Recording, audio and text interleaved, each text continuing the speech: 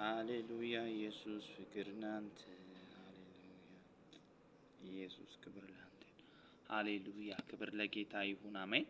ኢየሱስ ለዘላለም ጌታ ነው። የተወደዳችሁ ሻሎማችሁ ይብዛ። አንድ ነገር ደግሞ ጌታ መንፈስ ሕያው ለሆነው መንፈሴ ውስጥ ያከበረውን እግዚአብሔር ቃል እናንተ ደግሞ በሁለተኛ ክፍል መልክ ልነግራችሁ ፈልጋለሁኝ። ባለፈው ይሁዳ ቁጥር አይ ቲንክ 20 ላይ ነው አይደለ? ወደ ዘላለም ሕይወት የሚወስዳችሁን የጌታ ኢየሱስ ክርስቶስን ምሕረት ስትጠባበቁ አይደለም ይለው በእግዚአብሔር ፍቅር ራሳችሁን ጠብቁ ይላልና አሁን ክርስቲያን ራሱን መጠበቅ ያለበት በትልቁ ፓተርኑ ምንድነው ብሎ ይሁዳ አይኑ ተከፍቶ የጌታ መንፈስ ሲያጽፈው ምንድነው ያለው? በእግዚአብሔር ፍቅር ነው ያለው። እግዚአብሔር ለሰው ልጆች የገለጠው ፍቅር አለ፣ ለሰው ልጆች ያሳየው ፍቅር አለ። ያሳየው ፍቅር ደግሞ በጣም ከአይምሮ በላይ የሆነ ነው። ዛሬ እሱን በጥቂቱ እንመለከታለንና በዚህ ፍቅር ራሳችሁን ምን በሉ ነው የሚለው፣ ራሳችሁን ጠብቁ ብሎ ያወራልና ይናገራል። በዚህ ፍቅር ራሳችንን የማንጠብቅ ከሆነ ብዙ የሚያጠቃን ነገሮች አሉ። በዚህ ምድር ስንኖር ማዕበሎች አሉ። አንዱ ማዕበል ከኛ ነው የሚጀምረው። ምክንያቱም በክርስቶስ ኢየሱስ የሆነውን ሁሉ አንዱ መቀበል የሚያስቸግረው ይሄ በውስጣችን ያለ መንፈሳችን ነፍሳችን ነው። ነፍሳችን በጣም በክርስቶስ ኢየሱስ የሆነልን ነገር መቀበል ያቅታታል። ለዚህ ነው ዳዊት ነፍሴ ሆይ አታስጨንቅኝ ብሎ የተናገረ። ምን አለ? ነፍሴ ሆይ አታስጨንቅኝ። ምክንያቱም ነፍስ እጅግ በጣም አስቸጋሪ ነች። ነፍስ እጅግ በጣም ታስቸግራለች። ግን ነፍሴ ሆይ አታስጨንቅኝ ይላል። ማን ነው ያለው? ዳዊት ነው ያለው። እና ምን ልላችሁ ፈልጌ ነው፣ የሚያስጨንቀን ነገር አለ። ይሄ በዚህ ስጋ ውስጥም ስለምንኖረው የጌታ መንፈስ የሚያድርበትም ቢሆን ቅዱስ ቢሆንም ግን ፍጹም አይደለም። ፍጹም የሚሆነው ብያችኋለሁ በክፍል 1 ላይ በትክክል ሰምታችሁኝ ከሆነ ጌታ ኢየሱስ በሚመጣ ሰዓት ወይ ደግሞ ጌታ ኢየሱስ በሚገለጥበት ሰዓት እኛ አብረነው ምን እንላለን? እንገለጣለን። አዎ ሕያው ሆኗል እኮ በክርስቶስ ኢየሱስ አዎንና አሜን ሆኗል፣ ተፈጽሟል እኮ። የትንሣኤ ስጋም እኮ ለብሰናል እኮ።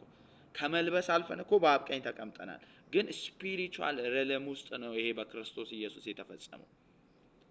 ሪያሊቲው ይሄ ነው። እውነታው ትክክሉ ደግሞ ኢየሱስ በሚገለጥበት ሰዓት ይሄ ስጋ ምን ይላል? ይለወጣል ማለት ነው።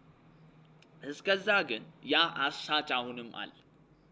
ሐሰተኛ አስተማሪዎች አሉ፣ ሐሰተኛ ነቢያቶች አሉ አይደለ? ብዙ ነገር የሚያስተምሩ ማዕበሎች አሉ፣ ድካም አለ፣ ውጣ ውረድ አለ።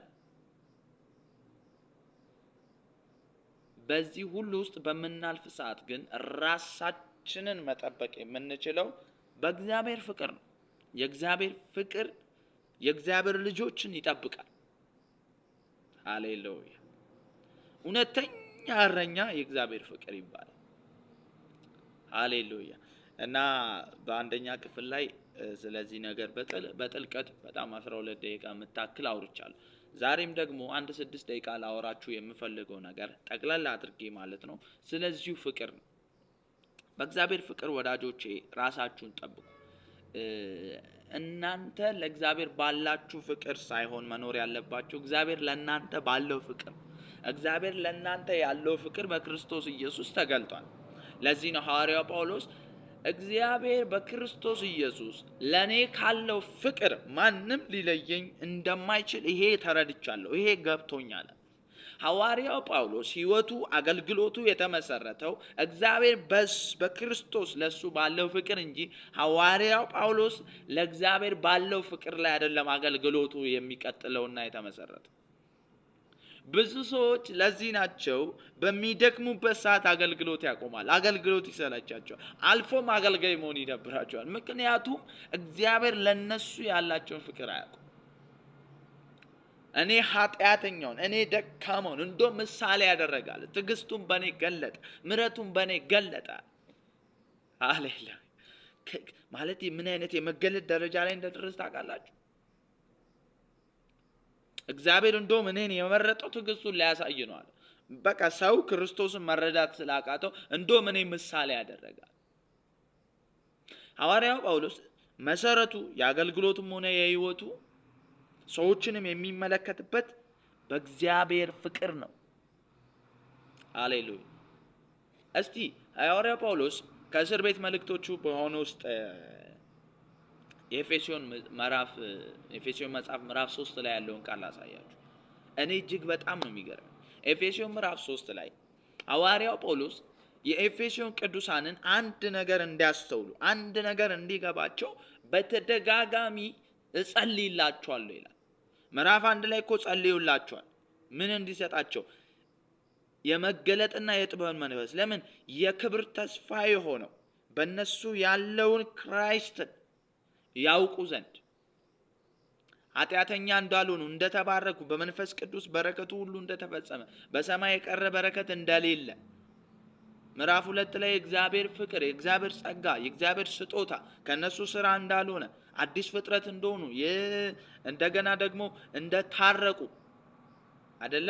ከእስራኤል የሚባል አሕዛብ የሚባል እንደታረቁ፣ አሁን አንድ እንደሆኑ፣ እግዚአብሔር አንድ አዲስ ፍጥረት እንደወለደ እንደፈጠረ በክርስቶስ ኢየሱስ የክርስቶስ አካል እንደሆኑ ይህን ሁሉ ነገራቸውና ምዕራፍ 3 ላይ አንድ ነገር ደግሞ ሕይወታቸው ላይ መሰረታቸው እንዲሆን ይመክራቸዋል ወይ ደግሞ ይጸልይላቸዋል። ምንድነው የሚጸልይላቸው? ከመታወቅ የሚያልፈውን የክርስቶስን ፍቅር ታውቁ ዘንድ እኔ በአብ ፊት እንበረከካለሁ። እኔ በእስር ቤት እንበረከካለሁ አላለ። ሃሌሉያ። እኔ እንበረከካለሁ ያለው በእስር ቤት ውስጥ አይደል፣ በአብ ፊት። ሃሌሉያ። ስም ሁሉ የሚሰየምበት በአብ አባት ፊት እንበረከካለሁ። ለምንድን ነው ጳውሎስ የምትንበረከከው? የእግዚአብሔርን ፍቅር፣ በክርስቶስ የተገለጠውን ፍቅር፣ ይህ ደግሞ ከመታወቅ የሚያልፈውን ፍቅር እንድታውቁ ነው ምጸልይላችሁ። አይታችኋል። አንዳንድ ጊዜ ጸሎታችን ራሱ በአብ ፊት ስንንበረከክ መጸለይ ያለብን ነገር ወሳኝ መሆን አለበት። የምንጸልየው ነገር ዝም በአብ ፊት ተንበርክከ ምድራዊ ነገር መጸለይ በጣም ሼም ነው። ምክንያቱም እሱ ከዛ ያለፈ ነው። እሱ እንደዚህ አይነት ነገር አይጠየቅም። ቢጠየቅ እንኳን እነ ጳውሎስ ይጠይቁ ነበር። አሁን ስለ ጳውሎስ ስለማወራ ጳውሎስን ምሳሌ፣ ጳውሎስ ይጠይቅ ነበር። ጳውሎስ አይጠይቅም። ግን እግዚአብሔር እንደዚህ አይነት ነገር የሚያስፈልጋችሁ ነገር አለ። አዎ፣ በክርስቶስ ኢየሱስ ይሙላባችሁ ነው። ምክንያቱም በክርስቶስ ኢየሱስ የሚያስፈልገን ሁሉ ስለተፈጸመ። ሻባሃታላ። አሁን ወደ እሱ ልግባ እባካችሁን ስሙኝ። አሁን ራሳችንን በክርስቶስ ኢየሱስ ፍቅር ስለመጠበቅ ነው እያወራ ያለሁት። እና ጳውሎስ የኤፌሶን ሰዎች የስተት ትምህርት እነሱ መሃል ገብቷል። በትምህርት ንፋስ መፍገምገም ነው የሚለው። የትምህርት ንፋስ የኤፌሶን ቤተክርስቲያን ውስጥ የክርስቶስ ኢየሱስ አካል ውስጥ ገብቷል እና ያፍገመግማቸዋል ወደዚህና ወደዚያ። አንዱ ድናል፣ አንዱ አልዳግም። አንተ ኃጢአተኛ ደካማ ነህ፣ በደለኛ ነህ ምናምን፣ በጣም ውጥረት ውስጥ ገብቷል። ግን ሐዋርያው ጳውሎስ ድነታቸው፣ ሕይወታቸው፣ በረከታቸው፣ ማንነታቸው በእነሱ ፍቅር ላይ የተመሰረተ ሳይሆን በክርስቶስ ፍቅር ላይ፣ በእግዚአብሔር ፍቅር ላይ የተመሰረተ እንደሆነ ኦር ደግሞ ከነሱ ወደ ላይ የፈሰሰ ሳይሆን ከላይ ወደ ታች የፈሰሰ እንደሆነ ሐዋርያው ጳውሎስ እንዲያስተውሉ ይመክራቸው፣ ይጸልይላቸው። በደንብ ስሙ። ከመታወቅ ያልፋል አለ። ያውቁታል እኮ። አዎ እግዚአብሔር ይወደኛል፣ ሃሌሉያ፣ ኢየሱስ ጌታ ነው ምናምን ይላል ሰው። በአሁኑም ጊዜ ብቻ አይደለም፣ በዛን ዘመንም እንደዚህ አይነት ችግር ነበር። ሰው መረዳት ያቃተው፣ አገልጋይ መረዳት ያቃተው፣ መሪዎች መረዳት ያቃታቸው፣ የእግዚአብሔርን ፍቅር ነው መረዳት ያቃታቸው። ብዙ ሰው የሚያውቀው እግዚአብሔርን እንደሚወድ ነው። ሃሌሉያ፣ እኔ እግዚአብሔርን ምን እወዳለሁ። ባይዘው ማንም ሰው እግዚአብሔርን አይወድ። አይገርም? ቼክ አድርግ ወዳጄ ራስህ። በጣም እርግጠኛ ሆኜ ልንገራችሁ፣ እናንተ እግዚአብሔርን እንደምትወዱ ሳይሆን እግዚአብሔር እንደሚወዳችሁ ነግራችኋለሁ ዛሬ። እጅግ በጣም ይወዳችኋል። ሃሌሉያ ሃሌሉያ።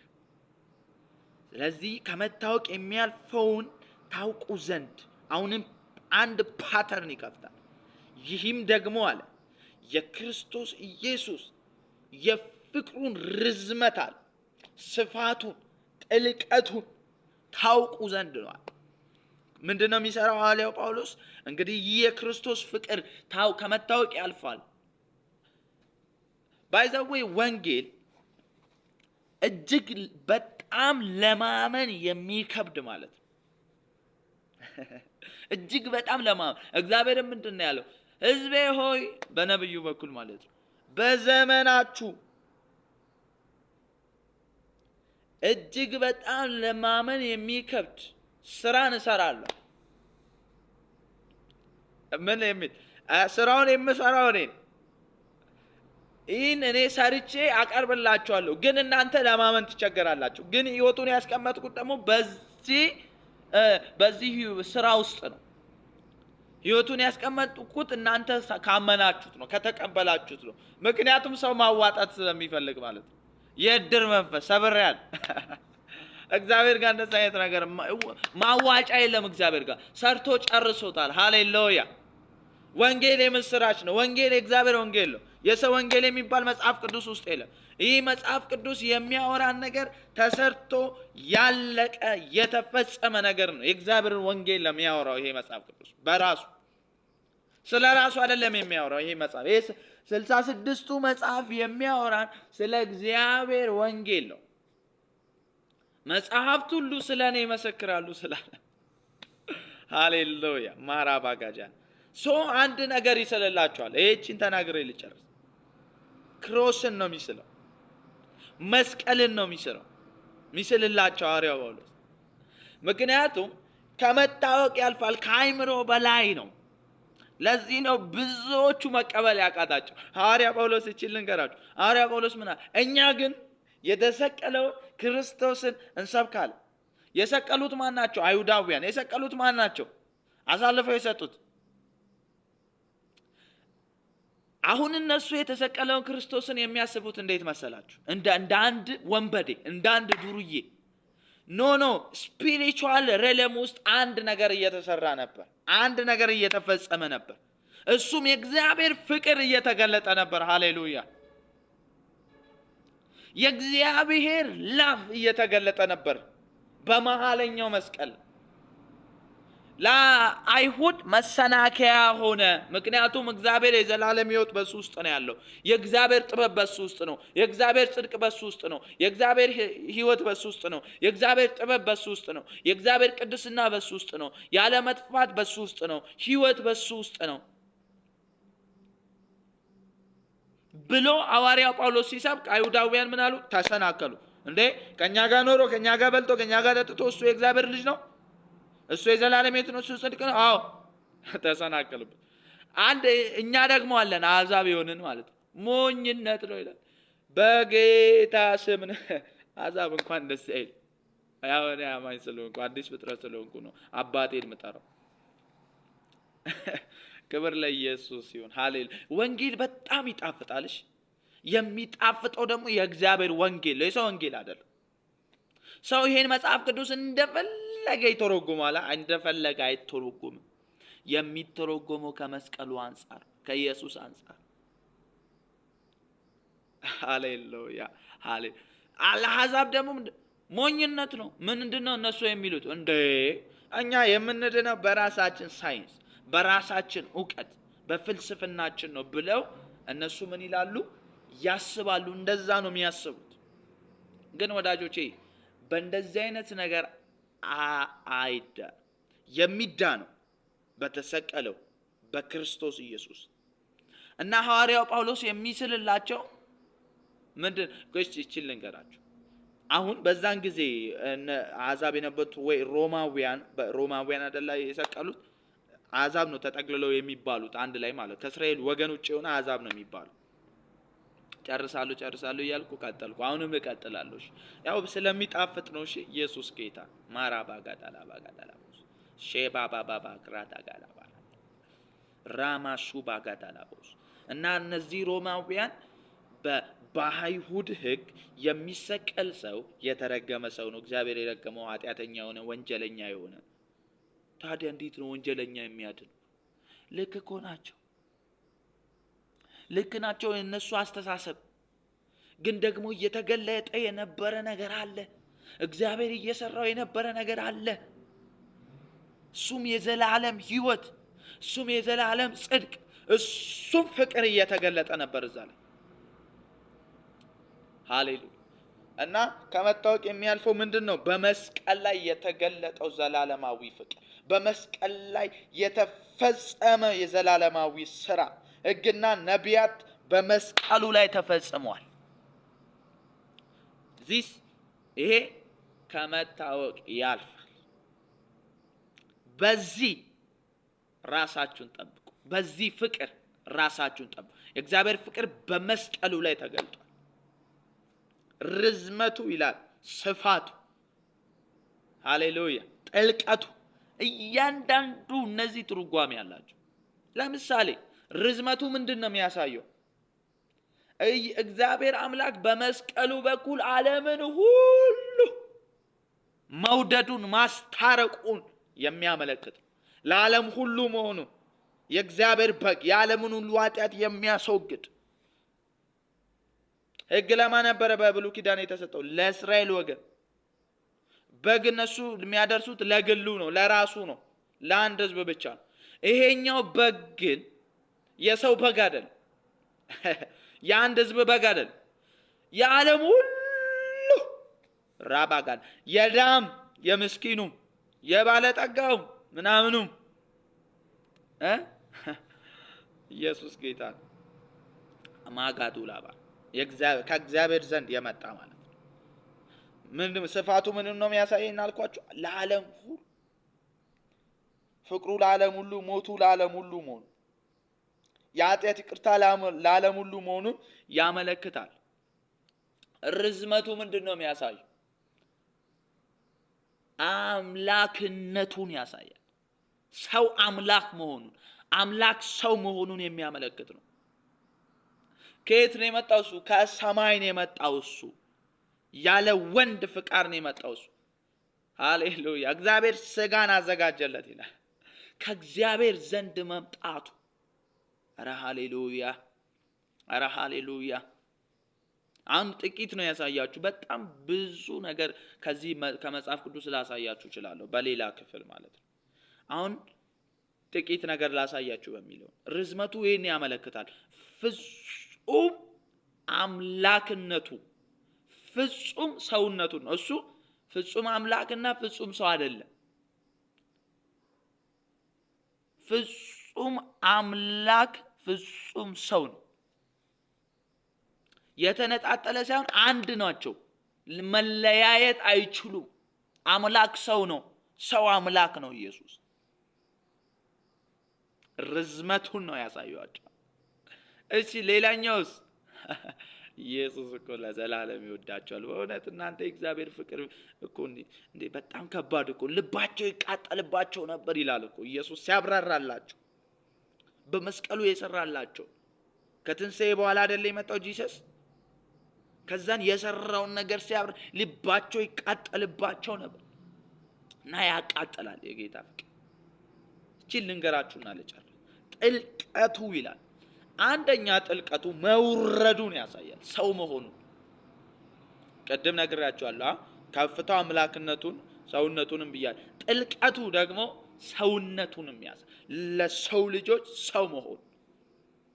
አምላክ ነው፣ አዘ ሴም ታይም ሰው አምላክ ነው ኢየሱስ። ስለዚህ ፍቅሩ በእንደዚህ አይነት ሁኔታ የተገለጠልን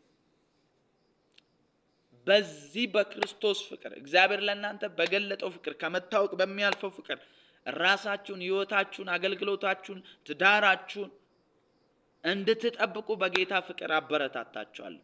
ለዘለዓለም በክርስቶስ ኢየሱስ ተባርካችኋል። እወዳችኋለሁ። ኢየሱስ ደግሞ ከኔ በላይ ይወዳችኋል።